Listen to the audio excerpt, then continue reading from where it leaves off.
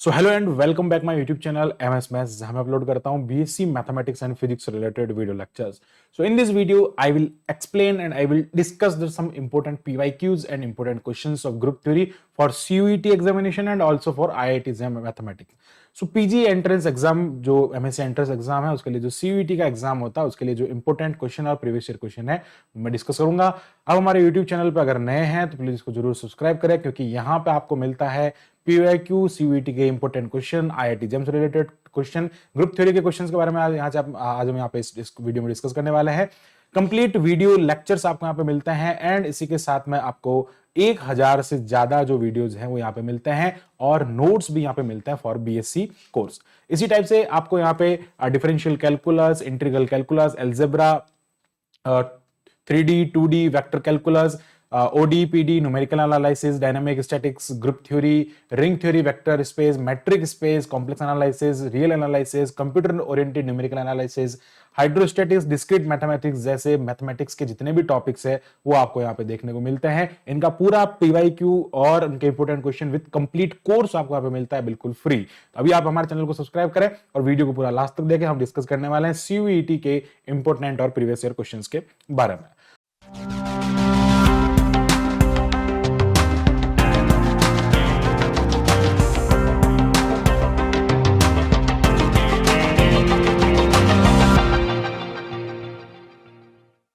तो बात करते हैं यहाँ पे फर्स्ट क्वेश्चन के बारे में. जो फर्स्ट क्वेश्चन आपकी स्क्रीन पे है ये है पहला क्वेश्चन. अगर आप चाहें तो आप खुद से भी ट्राई कर सकते हैं एंड देन आप उसके सॉल्यूशन को देखें. तो वीडियो को पॉज करके भी आप उसका आंसर दे सकते हैं ताकि आप पहले कमेंट कर लें एंड देन फिर आप उसको सिंप्लीफाई करें या फिर आप उसको जो इसका सॉल्यूशन है वो देखें. बात करते हैं फर्स्ट क्वेश्चन के बारे में जो कि सीयूईटी 2022 के अंदर पूछा गया है. ये क्वेश्चन है यहाँ पे कि कोई भी आपको एक जो ग्रुप थ्योरी से रिलेटेड जो भी क्वेश्चन है वो मैं यहाँ पे डिस्कस करने वाला है. Which of the following is correct. आपको एक यहाँ पे 4 ऑप्शन दिए हैं. कह रहा है कि any abelian group of order 21 is cyclic, any abelian group of order 27 is cyclic, any abelian group of order 8 is cyclic, any abelian group of order 9 is cyclic. तो आपको मैं सबसे पहले कॉन्सेप्ट बताऊंगा एंड देन इसमें से जो correct answer होगा वो मैं आपको बताऊंगा. तो सबसे पहले आपको क्या ध्यान रखना है, ये जो क्वेश्चन है वो किस पे बेस्ड है. ये क्वेश्चन आपको कह रहा है एक ग्रुप है उसका जो ऑर्डर है वो कितना दे रहा है, 21 दे रहा है. ठीक है. अब 21 जो है वो P इंटू क्यू में डिवाइड होने वाला है, जहां पे P और Q दोनों प्राइम नंबर, जैसे 7 इंटू 3 में डिवाइड होता है. These both are prime number. अब यहाँ पे एक कॉन्सेप्ट होता है, वो कॉन्सेप्ट क्या होता है मैं आपको बताना चाहता हूं. अगर ये ग्रुप अबिलियन होता है, ठीक है, अगर ये ग्रुप अबिलियन होता है एंड उस कंडीशन में अगर ये P इंटू क्यू में ब्रेक हो जाता है तो ये हमेशा ही साइक्लिक होता है. बट अगर ये ग्रुप जो है वो कुछ नहीं बोल रहा है, ठीक है, ये ग्रुप कुछ भी नहीं बोल रहा है, आपको कुछ भी नहीं कह रहा है, आपको ये कह रहा है कि ओनली, मतलब आपको नहीं पता है कि this is not like abelian और नॉट, अभी आपको कुछ नहीं पता है. तो आप जब P इंटू क्यू को जब आप उस फॉर्मेट में लिखते हैं तो वहां पर आपको देखना पड़ता है कि P जो है ना वो अगर Q से छोटा होता है तो यहां पे P अगर Q -1 को डिवाइड कर जाता है तब तो ये नॉन साइक्लिक होता है. एंड P Q -1 को डिवाइड नहीं करता है तब ये साइक्लिक होता है. ये किस किस कंडीशन में होता है, जब हमें नहीं दिया गया है कि ग्रुप अबिलियन है या ग्रुप नॉन अबिलियन है, हमें कुछ नहीं पता उसके बारे में. बट अगर ग्रुप अबिलियन दे दिया और वो P इंटू क्यू टाइप में ब्रेक हो रहा है और चाहे वो उसको डिवाइड करे या ना करे, यानी कि P जो है वो Q -1 को डिवाइड करे या ना करे, उस कंडीशन में वो हमेशा ही साइक्लिक होगा. अब आपको कह दिया कि any abelian group of 21 is cyclic. Yes, obviously because of that 21 P into Q में ब्रेक हो जाता है, प्राइम नंबर में ब्रेक हो जाता है, P इंटू क्यू टाइप का है और एक अबिलियन कह दिया ना आपको, इसलिए अबिलियन है तो 100% साइक्लिक होगा. दूसरा फिर बात करते हैं बी ऑप्शन के बारे में. ये ऑप्शन है 27. और आपको इंफॉर्मेशन के लिए मैं बता दूं, एक ट्रिक ध्यान रखें कि प्राइम ऑर्डर का जो होता है वो हमेशा साइक्लिक होता है और प्राइम का स्क्वायर जो होता है वो हमेशा अबिलियन टाइप का होता है. जनरली इन जनरल बात करते, जैसे K4 जो होता है 2 का स्क्वायर यानी कि प्राइम का स्क्वायर होता है, अबिलियन होता है. इसी टाइप से हम बात कर सकते हैं जो थर्ड होता है प्राइम का क्यूब जो होता है वो हमेशा नॉन अबिलियन टाइप का होता है. इन जनरल बात करता हूं, जैसे आप क्वार्टरनियन एग्जांपल ले सकते हैं. क्वार्टरनियन जो ग्रुप होता है Q8 वो कैसा होता है, एक नॉन अबिलियन टाइप का होता है. ठीक है, आगे बढ़ता है. तो ये इसका जो आंसर है ये वाला जो प्राइम का ये क्या हो जाएगा, 2 का क्यूब हो जाएगा, यानी कि प्राइम का क्यूब है तो साइक्लिक तो नहीं होगा क्योंकि नॉन अबिलियन होता है, तो साइक्लिक तो होने की बात है ही नहीं. ये भी आप देख सकते हैं 2 का सॉरी ये जो है वो 3 का क्यूब है, सॉरी फॉर दैट, ये 3 का क्यूब हो जाएगा और ये जो है वो 2 का क्यूब हो जाएगा, तो ये साइक्लिक हो जाएगा। ठीक है, इसी टाइप से हम बात करते हैं इसके बारे में। तो ये वाला जो है वो हमेशा प्राइम का स्क्वायर यानी कि 3 का स्क्वायर हो जाएगा, तो प्राइम का स्क्वायर जो होता है वो अबिलियन होता है, कभी साइक्लिक नहीं होता है। तो ये बात आपको ध्यान रखनी है इन जनरल, इसलिए हमारे ये जो 3 ऑप्शन है वो करेक्ट रॉन्ग हो जाएंगे। फर्स्ट ऑप्शन जो है वो इस क्वेश्चन का करेक्ट हो जाएगा। आगे बढ़ते हैं सेकंड क्वेश्चन के बारे में। सेकंड क्वेश्चन है आपका यहाँ पे the group Z9 and Z3 ये आपको कह रहा है, आपको दो ग्रुप दे रहा है, एक दे रहा है Z9 और एक कह रहा है Z3 क्रॉस Z3 और आपको कुछ टर्म्स दिए नीचे। पहला ये कह रहा है कि आइसोमॉर्फिक है या नहीं है, बोथ अबिलियन है या नहीं है, बोथ नॉन अबिलियन है या नहीं है, बोथ साइक्लिक है, ये सारी बात आपको ये पूछ रहा है। तो इन जनरल में अगर आपको कहूं कि कोई भी, जैसे अगर आपके पास में कोई ग्रुप होता है यानी कि Zn क्रॉस Zm होता है, ये तभी साइक्लिक होता है ना। ये साइक्लिक कब होता है, जब इनका जीसीडी यानी कि HCF यानी कि ग्रेटेस्ट कॉमन डिवाइजर, एम और एन का ग्रेटेस्ट कॉमन डिवाइजर अगर 1 होता है तो भी वो साइक्लिक होता है। दूसरा थिंग आपको क्या ध्यान रखना है, Zn जो होता है वो हमेशा क्या होता है, साइक्लिक होता है, जहां पे n कुछ भी हो सकता है, नेचुरल नंबर। तो अब अगर इसकी बात करें तो ये जो होता है वो क्या होता है भैया, साइक्लिक होता है। और अगर मैं इसकी बात करता हूं तो इसमें 3 और 3 का जीसीडी 3 नहीं मिल रहा है, मुझे 3 मिल रहा है, HCF 3 मिलेगा इनका, तो 1 तो इनका जीसीडी जो है वो किसी भी हालत में नहीं मिल रहा है, तो ये वाला क्या हो जाएगा भैया, नॉन साइक्लिक हो जाएगा। अब नॉन साइक्लिक है तो ये वाला साइक्लिक है तो ऑब्वियसली वो अबिलियन भी होगा, यस ऑफ कोर्स, और ये नॉन साइक्लिक है तो इट कैन बी अबिलियन, ये अबिलियन हो सकता है, बट ये आइसोमॉर्फिक नहीं होंगे, क्योंकि आइसोमॉर्फिक में एक साइक्लिक ग्रुप दूसरे साइक्लिक ग्रुप का आइसोमॉर्फिक होता है, अदरवाइज नहीं होता है। तो ये ऑप्शन करेक्ट इनकरेक्ट हो जाएगा। Both abelian, yes both abelian हो सकता है यहाँ पे, बोथ नॉन अबिलियन नहीं, क्योंकि ये वाला ग्रुप जो है वो अबिलियन है, साइक्लिक है तो अबिलियन तो होगा ही, और बोथ साइक्लिक ऐसा नहीं है। तो इसका जो सेकंड आंसर है वो करेक्ट हो जाएगा, बोथ कैन बी अबिलियन। आगे बढ़ते हैं, बात करते हैं इस क्वेश्चन के बारे में। ये क्वेश्चन आपको कह रहा है कि ZP cross ZP under addition modulo under addition number of cyclic subgroup of order P। तो आपको हमेशा ध्यान रखना है, किसी भी ऑर्डर का साइक्लिक सबग्रुप निकालने के लिए एक फार्मूला होता है। जैसे मुझे डी ऑर्डर का अगर मुझे कोई साइक्लिक सबग्रुप निकालना है किसी ग्रुप के अंदर, तो सबसे पहले मुझे ये देखना पड़ेगा कि डी ऑर्डर यानी कि मुझे क्या देखना पड़ेगा, इसके अंदर नंबर ऑफ एलिमेंट, मुझे इसके अंदर एलिमेंट देखना पड़ेगा भाई, number of element of order D, यानी कि ऑर्डर डी के कितने एलिमेंट है, और अपॉन मुझे क्या करना पड़ेगा, यूलर फाई फंक्शन डी करना होगा। तो अब अगर बात करते हैं इसके अंदर पी ऑर्डर के कितने एलिमेंट होते हैं, तो हमेशा आपको एक ट्रिक ध्यान रखना है यहाँ पे कि जब भी आपके पास में ZP यानी कि पी प्राइम नंबर है, ZP क्रॉस जितने टाइम्स, अगर ये n टाइम्स होता है तो पी ऑर्डर के इसके अंदर जो एलिमेंट होते हैं वो Pn-1 टाइप के होते हैं। तो यहाँ पे p जो है वो 2 बार आ रहा है, इसलिए क्या हो जाएगा भैया, पी ऑर्डर के एलिमेंट P² - 1 हो जाएगा। और आपको क्या करना भैया, यहाँ पे 5p करना है, यानी कि यूलर 5 फंक्शन आपको यहाँ पे लगाना है। ओके, अब क्या करेंगे, यहाँ पे इसको सिंप्लीफाई कर देते हैं। तो इसको मैं क्या लिख सकता हूं भैया, P+1 P-1 लिख सकते हैं हमारे आइडेंटिटी के अकॉर्डिंग। एंड देन P5 जो होता है ना यार, इसका मतलब इस पे पावर 1 है, तो पावर 1 - 1 - 1 तो ये पावर 0 हो जाएगा। तो अल्टीमेटली ये बनेगा P+1 P-1 अपॉन P-1 बन जाएगा। ये कैंसिल हो जाएगा, आपका आंसर P+1 आ जाएगा। P+1 number of cyclic subgroup इसके अंदर होंगे। So second option is the correct for this question. तो इस टाइप से ये क्वेश्चन बहुत ही इजी क्वेश्चन है, ऐसे सीयूटी में पूछे जाते हैं। आगे बढ़ते हैं, बात करते हैं यहाँ पे हम जो नेक्स्ट क्वेश्चन है उसके बारे में। नेक्स्ट क्वेश्चन हमारे पास में है, आप देख सकते हैं, ये जो है वो हमारे पास में नेक्स्ट क्वेश्चन है। Okay, so this is the next question. अब इसमें क्या कह रहा है, देखो ये बहुत अच्छा क्वेश्चन है। इसमें कह रहा है कि कंसीडर द फॉलोइंग 2 स्टेटमेंट। आपको 2 स्टेटमेंट दे रखा है। S1 स्टेटमेंट है, वो कह रहा है कि there can not exist a infinite group in which every element of finite order. ये कह रहा है कि ऐसा कोई ग्रुप नहीं हो सकता जिसके अंदर फाइनाइट ऑर्डर का एलिमेंट हो सकता है। यानी कि अगर मैं इसका काउंटर एग्जांपल लेता हूं तो हम पावर सेट का जो होता है अपने पास में जो एलिमेंट लाइक जो ग्रुप होता है पावर सेट का, इसके अंदर एवरी एलिमेंट जो होता है, वैसे तो ये अबिलियन ग्रुप होता है, पावर सेट का जो ग्रुप होता है वो अबिलियन होता है, और every element like order of every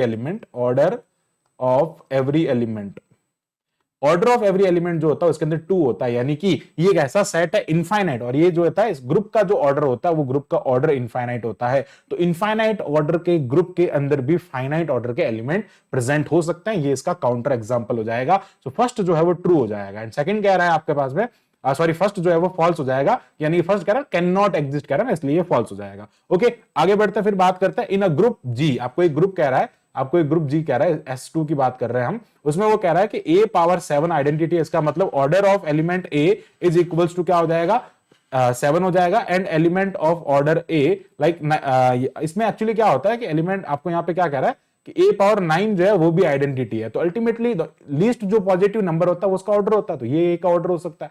अब देखो हमें ऑर्डर में नहीं जाना, हमें पूछ क्या रहा है, हमें ये पूछ रहा है यहाँ पे कि ए पावर ई यहाँ पे आइडेंटिटी होगा, ठीक है। तो ये कह रहा है कि in a group G A is like ये कह रहा है is E is the identity and A power 7 जो है वो आइडेंटिटी है एंड ए पावर 9 जो है वो भी आइडेंटिटी है। तो ए इज इक्वल्स टू ई जो है which of the following is true, तो ए इज इक्वल्स टू ई होगा, ऐसा आपको प्रूव करना है। तो देखो यहां पे अगर मैं कहूं कि जब भी ऐसा कोई ऐसा आता तो हम क्या कर सकते, इसको क्या लिख सकता हूं मैं, ए पावर जो 7 है इसको मैं क्या ए पावर 7 लिखा है यहाँ पे, तो मैं इसको क्या लिख सकता हूं भैया, ए पावर -7 जो होगा वो भी आइडेंटिटी के बराबर होगा। अगर मैं क्या करता हूं यहां से एक काम कर सकते हैं, हम इसको नीचे भेज सकते हैं, तो identity is equal to identity upon A power 7 and we can write identity is equal to A power -7। अब देखो A power 9 is equal to identity, तो मैं दोनों तरफ क्या कर सकता हूं, -7 से मल्टीप्लाई कर देता हूं, तो माइनस ए पावर -7 से मल्टीप्लाई करने पे यहां मिलेगा A power 2 is equal to, ultimately इसका वैल्यू भी आइडेंटिटी है, इसका वैल्यू आइडेंटिटी है, तो ये मुझे आइडेंटिटी मिलेगा। तो मतलब यहां पे दो ऑर्डर का, यहां पे मतलब ए का जो ऑर्डर है वो 2 हो सकता है, और इस ए को 1 भी तो डिवाइड कर रहा है ना, इसका ऑर्डर 1 भी हो सकता है, इसका ऑर्डर 2 भी हो सकता है। अब बात समझने वाली ये है कि यहां पे ए का ऑर्डर 1 होगा, बिकॉज ऑफ दैट यहां पे ये जो 2 जो है ना वो 7 और 9 को डिवाइड नहीं कर रहा। अल्टीमेटली यहां पे आप एक बात ध्यान कर सकते हैं, इसकी एक ट्रिक भी होती है कि इसका ऑर्डर, इसका जीसीडी और इसका जीसीडी, यानी कि जीसीडी ऑफ 7 एंड 9 अगर आप करोगे तो आपको 1 मिलेगा, यानी कि जो आपके पास में लाइक ए है, यानी कि जो एलिमेंट है उसका जो ऑर्डर मिलेगा वो कितना मिलेगा यार, 1 मिलेगा। और यहां से भी आप देख सकते हैं 2 नहीं होगा, बिकॉज 2 जो है वो 2 does not divide 7 and 2 does not divide 9, इनको डिवाइड नहीं करता, इसलिए 1 इन दोनों को डिवाइड कर जाते हैं। तो ये इसका order like A is equal to identity हो जाएगा, यानी कि A power 1 is equal to identity होगा, और ए का जो ऑर्डर होगा वो कितना होगा आपके पास में, 1 होगा। तो यहां पे सेकंड ऑप्शन, सेकंड जो है वो करेक्ट है, तो अल्टीमेटली सी ऑप्शन जो है वो यहां पे क्या हो जाएगा, करेक्ट हो जाएगा। फर्स्ट यहां पे फॉल्स हो जाएगा, सेकंड यहां पे करेक्ट हो जाएगा। फिर बात करते हैं फिफ्थ क्वेश्चन के बारे में। फिफ्थ क्वेश्चन आपको कह रहा है which of the following statement is true, and then बात करते हैं यहां पे in a cyclic group every element is a generator. ये कह रहा है साइक्लिक ग्रुप के एवरी एलिमेंट जनरेटर होता है, नहीं, क्योंकि जो साइक्लिक ग्रुप होता है उसके अंदर क्या होता है, जनरेटर्स होते हैं, ठीक है। जनरेटर्स जो होते हैं उनको हम जनरली इस टाइप से लिखते हैं, इस टाइप से डिनोट करते हैं, set of generators. Every element is not cyclic, yes, उसके अंदर एक से ज्यादा साइक्लिक एलिमेंट्स, सॉरी एक से ज्यादा जनरेटर्स हो सकते हैं, but every element cyclic generator नहीं होता। बिकॉज अगर मैं इसी टाइप से Z4 की बात करता हूं तो Z4 के अंदर एलिमेंट 0 1 2 3 होता है, और ये जो होता है वो अंडर एडिशन मॉड्यूल होता है, तो 1 और 3 जो होते हैं वो इसके जनरेटर्स होते हैं। जनरेटर्स का मतलब क्या होता है, जिनका ऑर्डर ग्रुप के ऑर्डर के बराबर होता है। ग्रुप का ऑर्डर आपके पास में 4 है, अगर मैं 1 + 1 + 1 + 1 करता हूं under addition module 4 divide by 4, तो मुझे रिमाइंडर 0 मिलता है, जो कि इसका आइडेंटिटी है। ओके, सिमिलरली इसी टाइप से मैं अगर 3 + 3 + 3 + 3 करता हूं तो मुझे यहाँ पे 12 मिलता है, इसमें 4 का डिवाइड करता हूं तो भी मुझे यहाँ पे रिमाइंडर 0 मिलता है। इसका मतलब क्या हुआ, ये इन दोनों के ऑर्डर, इसका भी ऑर्डर 4 है, इसका भी ऑर्डर 4, इन दोनों के ऑर्डर जो है ग्रुप के ऑर्डर के इक्वल हो जाता है। बट जैसे 2 की बात करता तो 2 + 2 4 हो जाता है, यानी कि 2 का ऑर्डर तो मुझे कितना मिल रहा है, 2 मिल रहा है, तो ये इसका जनरेटर नहीं हो सकता। 1 और 3 इसके जनरेटर होते हैं। इसी टाइप से आपको क्वेश्चन ऑप्शन भी दे रखा है कि 1 and 3 are the generator, yes, obviously ये इनकरेक्ट हो जाएगा। Every set of number that is a group under addition is also, yes, देखो ये जो होता है Z4, अब देखो Z4 जो होता है वो अंडर एडिशन आपके पास में ग्रुप होता है, बट अगर Z4 को अंडर मॉड्यूलो मल्टीप्लिकेशन कर देंगे तो ये ग्रुप नहीं होता, Z मल्टीप्लिकेशन ग्रुप नहीं बनाते हैं। तो ये तो कह रहा है कि अंडर एडिशन जो ग्रुप होंगे वो अंडर मल्टीप्लिकेशन भी होंगे, नहीं, इट इज नॉट करेक्ट। आगे बढ़ते हैं, फिर बात करते हैं every subset of every group, कह रहा है every subset of every group is सब ग्रुप। ये कह रहा है एक ग्रुप के सारे जो सबसेट होता है सब ग्रुप होते हैं, नहीं, वो भी उसी ऑपरेशन पर वापस क्या होने चाहिए, ग्रुप बनाने चाहिए। यानी कि अगर मैं बात करूं इसका सबसेट Z2 होता है, तो Z2 क्या करता है, Z4 का सबसेट Z2 है, तो Z2 भी उसी ऑपरेशन पे, यानी कि इसी एडिशन मॉड्यूलो 4 पे क्या कर रहा है, ग्रुप को बना रहा है, इसलिए इसका जो सबसेट Z2 है वो ग्रुप बन जाएगा। तो इस टाइप से ये ऑप्शन भी इनकरेक्ट हो जाएगा। तो ऑप्शन नंबर सेकंड जो है करेक्ट हो जाएगा, 1 and 3 are the generators of this cyclic group. Okay, आगे बढ़ते हैं, फिर बात करते हैं क्वेश्चन नंबर 6 के बारे में। So the converse of the Lagrange theorem of a group does not hold in the cleans 4 group, Hamiltonian या इसको क्वार्टरनियन ग्रुप भी कहते हैं, symmetric group S3 and alternative group S4। अब देखो पहले तो हमको ये देखना पड़ेगा कि भाई लैग्रेंज थ्योरम क्या होती है। लैग्रेंज थ्योरम ये कहती है कि एवरी सब ग्रुप, आपके पास में कोई भी सब ग्रुप अगर है, मान लीजिए H, तो वो उसका ऑर्डर जो होगा वो ग्रुप के ऑर्डर को डिवाइड करेगा। देखो जैसे अगर मैं बात करता हूं यहाँ पे कोई भी ग्रुप अगर लाइक 10 एलिमेंट, लाइक जैसे मैं बात करता हूँ K4 जो होता है इसका ऑर्डर 4 है। अब इसके अंदर एक सब ग्रुप जो होता है वो आइडेंटिटी A जो होता है, या फिर आइडेंटिटी B, या फिर आइडेंटिटी AB।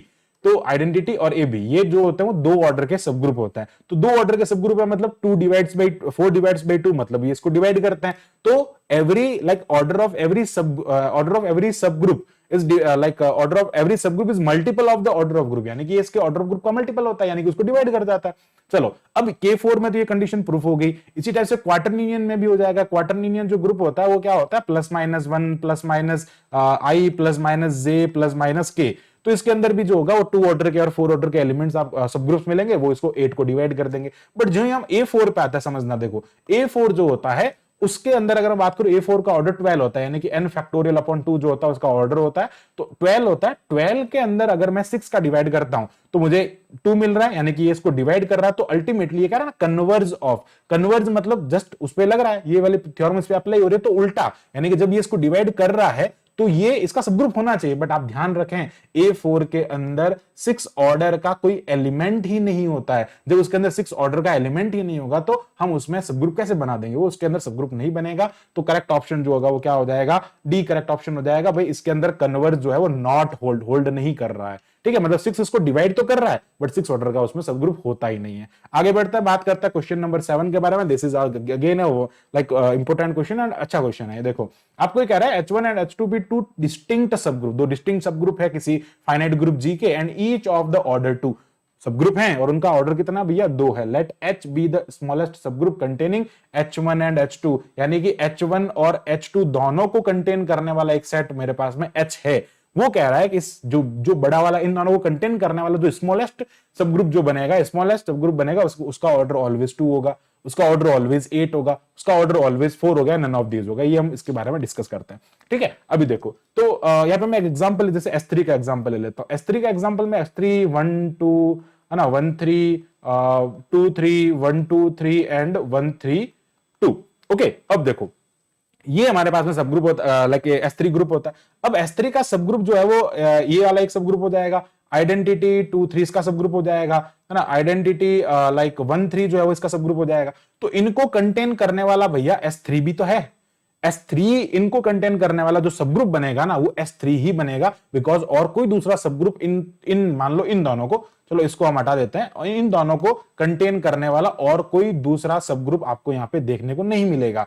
तो S3 का तो ऑर्डर कितना होता है भैया 6 होता है। तो ये तो ऑलवेज की बात कर रहा है, तो ये तो इनकरेक्ट हो जाएगा, ये भी इनकरेक्ट हो जाएगा। ऑलवेज अगर यहाँ ऑलवेज नहीं लिखा होता तो हो सकता किसी जैसे K4 ले लो, चलो K4 की बात करते हैं। तो K4 के अंदर जो एलिमेंट होता है वो ए बी टाइप का एलिमेंट होता है, और सब ग्रुप जो होता है इसका आइडेंटिटी ए होता है, आइडेंटिटी बी होता है। अगर इन दोनों की बात करें, इन दोनों को कंटेन करने वाला सब ग्रुप जो होता है वो ए बी ई इस टाइप का कोई सब ग्रुप इसके अंदर नहीं होता है। लेकिन जब ये इसको कंटेन कर रहा है तो ऑर्डर 4 मिल रहा है।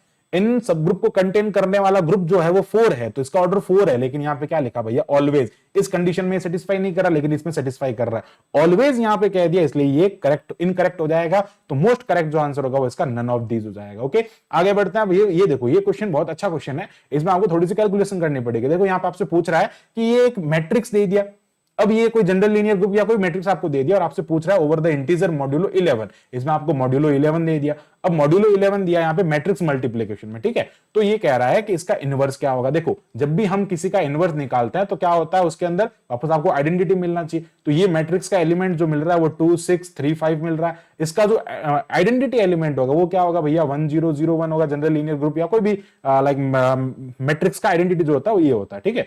अब आपसे पूछ रहे हैं इसमें से क्या होगा, तो आप हिट एंड ट्रायल मेथड लगा सकते हो, इसको एलिमिनेट कर सकते हो भाई। जैसे मैं बात करता हूं यहाँ पे 2 6 3 5 और 8 9 10 9, यानी कि फर्स्ट वाले को मैंने इससे मल्टीप्लाई कराया, तो मल्टीप्लाई करने मुझे क्या मिलना चाहिए 1 0 0 1 मिलना चाहिए। आइडेंटिटी एलिमेंट यानी कि आइडेंटिटी मैट्रिक्स मुझे यहाँ पे मिलना चाहिए। तो यहाँ पे अगर मैं इनका मल्टीप्लिकेशन करता हूं तो यहाँ पे मल्टीप्लिकेशन इसका करेंगे तो 2 इसका करेंगे तो ये 16 हो जाएगा, प्लस यहाँ पे करेंगे 30। तो देखो इनको ऐड करने में 40 हो रहा है, बट कभी भी यहाँ पर ये 1 0 वाला जो कॉलम है वो आपको नहीं देखने को मिलेगा। ओके सिमिलरली जैसे मैं इसके साथ में मल्टीप्लाई करता हूं तो ये क्या हो जाएगा 9 10 9 8 हो जाएगा। इसके साथ मुझे मल्टीप्लाई करना है 2 6 3 5 को।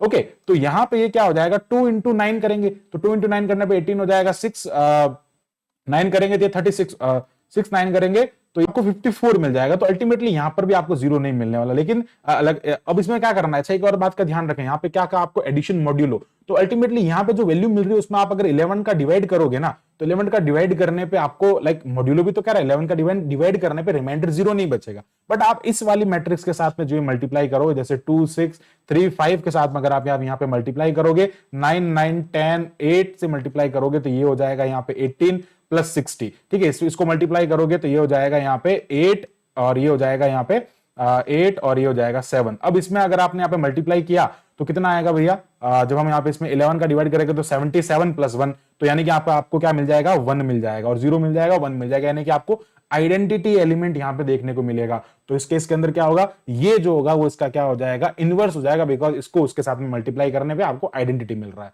आगे बढ़ते हैं, ये इसका करेक्ट आंसर हो जाएगा। नेक्स्ट बात करते हैं इस ग्रुप के बारे में। आपको एक क्वार्टरनियन ग्रुप दिया है और उस क्वार्टरनियन ग्रुप के अंदर 1 -1 इसके एक सब ग्रुप का डिवाइड किया, तो यहाँ पे ZG थ्योरम लग रही है। एक्चुअली ये जो सब ग्रुप आप यहाँ पे देख रहे हैं, this is the centre of group. तो यहाँ पे कॉन्सेप्ट होता है, मैं आपको पहले कॉन्सेप्ट बता देता हूं और देन क्वेश्चन को समझाता हूं। ये कह रहा है किसका आइसोमॉर्फिक होगा। अब देखो इसके लिए आपको उसमें ZG थ्योरम पता होनी चाहिए। अब जब भी ग्रुप में आप सेंटर ऑफ ग्रुप का डिवाइड करते हो तो एक कॉन्सेप्ट होता है कि अगर ये अबिलियन हो जाए, ये अगर अबिलियन होगा तो इसका जो आंसर आएगा भैया वो साइक्लिक होगा। अगर ये साइक्लिक हो जाए तो इसका आने वाला आंसर जो होगा भैया वो कैसा होगा, अबिलियन होगा। ठीक है, ये इसका कॉन्सेप्ट होता है। अब बात करते हैं यहाँ पे Q8 जो है उसमें आपने इसके सेंटर का डिवाइड किया। ठीक है, अब Q8 जो होता है वो एक नॉन अबिलियन ग्रुप होता है। अब नॉन अबिलियन जो ग्रुप है तो इसका जो आंसर आएगा वो साइक्लिक तो नहीं हो सकता है, तो क्या होगा भैया, नॉन साइक्लिक हो सकता है। अबिलियन हो सकता है लेकिन नॉन साइक्लिक होगा। तो देखो सबसे पहला Q8 में Q8 का डिवाइड करने पे तो ये नहीं आ सकता। देखो इसका ऑर्डर 4 है, इसका 8 है, इसका ऑर्डर 2 है, तो आंसर 4 आएगा। तो 4 ऑर्डर का Z4 भी हो सकता है, K4 भी हो सकता है, लेकिन ये तो नॉन साइक्लिक कह रहा है। नॉन साइक्लिक है तो साइक्लिक तो हो नहीं सकता, K4 यहां पर आंसर हो सकता है। So the most correct answer is the K4, ये वाला आंसर इसका करेक्ट होगा। ओके, आगे बढ़ते हैं। लास्ट क्वेश्चन हम यहाँ पे देखते हैं, इसका इंपोर्टेंट क्वेश्चन इसके प्रीवियस क्वेश्चन में ये कह रहा है कि आपको रेशनल नंबर का कोई सेट दे रखा है, उसके अंदर ये बाइनरी ऑपरेशन है या नहीं, ऐसा आपसे पूछ रहा है। तो देखो यहां पे क्यू स्टार, सबसे पहले तो देखते हैं आपको कहा कि आइडेंटिटी, नो एसोसिएटिव। तो भैया बात करता हूं मैं यहाँ पे A star B is equal to A plus B minus A B. अगर मैं यहाँ पे ए के साथ में 0 को मल्टीप्लाई करता हूं, यानी कि ए प्लस 0 माइनस ए इंटू 0, तो मुझे क्या मिल रहा है, ए मिल रहा है, यानी कि ए स्टार 0 करना मुझे ए मिल रहा है, मतलब 0 क्या हो जाएगा भैया, इसका आइडेंटिटी हो जाएगा। बट आइडेंटिटी तो एग्जिस्ट कर रहा है, तो कह रहा नहीं एग्जिस्ट कर रहा। सिमिलरली अगर मैं बात करता हूं इसके अंदर अगर मैं बात करता हूं इसके ग्रुप के बारे में, ये ग्रुप होगा या नहीं होगा। देखो बाइनरी ऑपरेशन हो गया, क्लोजर यहाँ पे लगेगा, एसोसिएटिव हो गया, यहाँ पे क्लोजर हो गया। अब एसोसिएटिव जो होगा ऑब्वियसली होगा ही भैया, इस टाइप का आप इस टाइप के एलिमेंट में देख सकते हैं, यानी कि आप ए स्टार बी करो या फिर आप ए स्टार बी स्टार, इसके साथ में आप यहाँ पे सी स्टार कर दो, या फिर आप क्या करो ए स्टार बी, यानी कि क्या करो भैया, इन दोनों को पहले ऑपरेशन इन पे ऑपरेशन लगाओ एंड देन फिर सी के साथ में ऑपरेट करो, या फिर इन दोनों पे पहले ऑपरेशन लगाओ इन पे करो, तो एसोसिएटिव प्रॉपर्टी को होल्ड करेगा। बट ये तो कह रहा नहीं करेगा, आप करके चेक कर सकते हैं। फिर बात करते हैं ग्रुप होगा या नहीं होगा। तो ग्रुप के लिए इनवर्स भी एग्जिस्ट करना चाहिए। तो समझना यहाँ पे, अगर यहाँ पे मैं ए इनवर्स यानी कि बी कोई ऐसा एलिमेंट जो ए का इनवर्स है और मुझे यहाँ पे 0 मिलना चाहिए, आइडेंटिटी 0 है, चलो इसको यहाँ पे लिखते हैं, तो A plus B minus A B is equal to 0 हो जाएगा। अब जब इसको लिखेंगे तो ये हो जाएगा A plus B is equal to A B हो जाएगा। और यहाँ से चलो एक काम करते हैं, यहाँ से एक्चुअली यहाँ पे बी जो है कॉमन ले सकते हैं हम यहाँ पे ना, तो ये क्या बन जाएगा भैया, बी कॉमन लिया तो 1 minus A is equal to minus A हो जाएगा, इसको उधर भेजेंगे, और ये हो जाएगा b is equal to minus A upon 1 minus A, यानी कि b is equal to A upon A minus 1 हो जाएगा। तो आप समझ सकते हैं कि a माइनस 1 जो है, a माइनस 1 पे ये 0 यानी कि a इज इक्वल टू 1 पे डिफाइन नहीं होगा। बट यहां पे ऐसा कुछ भी नहीं बोला, कोई स्पेशल कंडीशन आपको नहीं दी कि a माइनस 1 पे डिफाइन नहीं होगा। तो a माइनस 1 पे कंडीशन सेटिस्फाई नहीं होगी, मतलब एवरी एलिमेंट का जो इनवर्स है वो एग्जिस्ट नहीं करेगा। तो ये बात आपको यहाँ पे ध्यान रखनी। बट अब देखो, अब यहां पे एक कंडीशन आपको कह रहा है, और वो कंडीशन ये कह रहा है कि अगर कोई ऐसा सेट हो जाए जिसके अंदर, अगर कोई ऐसा सबसेट हो जाए इसका, अगर ऐसा कोई सबसेट हो जाए जिसके अंदर ये कंडीशन फुलफिल हो जाए कि इस रेशनल नंबर वाले सेट के अंदर, इस रेशनल नंबर वाले सेट के अंदर 1 लेस हो जाए, मान लो ये भी तो इसका सबसेट हो सकता है ना। तो क्या कह रहा है, some subset is a group. Yes obviously, अगर ऐसा कोई इसका सबसेट हो गया तो वो ग्रुप का फॉर्मेशन कर देगा। तो ये जो थे वो इंपोर्टेंट क्वेश्चन थे। तो इसका जो बी ऑप्शन है, बी आंसर है, वो इसका करेक्ट हो जाएगा। So thank you all of you. I hope आपको ये जो सेशन है इसमें जो इंपोर्टेंट क्वेश्चन है वो हेल्पफुल रहे होंगे। So thanks for watching my videos, keep watching MS maths. इसी टाइप के फॉर मोर वीडियोस के लिए हमारे चैनल को सब्सक्राइब करें। Thank you, bye bye.